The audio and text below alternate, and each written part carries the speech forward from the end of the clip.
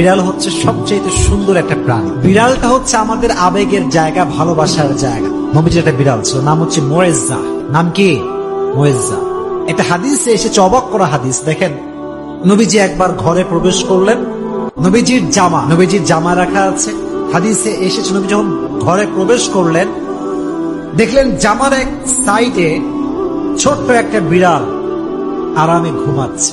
সুবহানাল্লাহ, ঘুমিয়ে আছে। নবী যখন আসলেন, তিনি চাইলে ডাকতে পারতেন যে বিড়াল ওঠো, আমার নামাজের সময় হয়ে গেছে, আমার জামা আমাকে দাও। এই হাদিসটি আমি সকালে পড়েছি, বড্ড অবাক হয়েছে। হাদিসে এসেছে নবী বিড়ালকে ডাকেন নাই, তার শরীরে স্পর্শ করেন নাই।